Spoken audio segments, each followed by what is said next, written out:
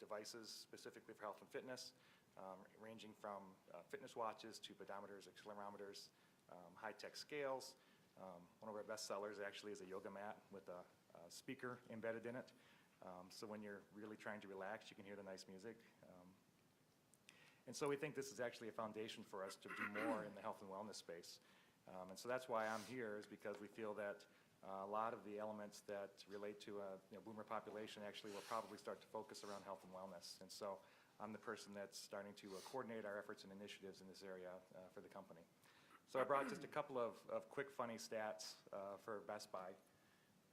These are, I think it's about, when I think about boomers, I think it's about busting the stereotypes. So, the big theme, as we look at our data, the big theme is, guess what? Boomers are like everyone else, right? So we love them because they have money and they like to spend it on electronics. So you can see here we have a chart that shows the percent of our, I love seeing all the cameras, wow.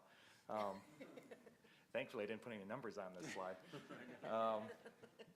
You can see they represent the percent of our population, of our customer base, versus the percent of the spend, and we like that. So we know that this is a very attractive market for us. We know that these are people that are heavily engaged in technology despite some of the potential stereotypes, and luckily they're at an age where they've achieved some success in life and have some disposable income, so it's great.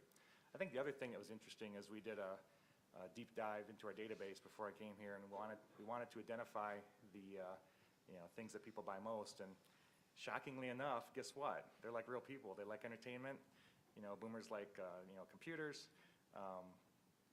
So what's interesting is, though, I think the themes of how they interact with the devices. So we did a employee survey to talk about how we could do better with boomers, and what's interesting is our core strategy for every age really applies to boomers. So the #1 response from our employees for what can we do to better serve an over 55 population, I'll quote the verbatim.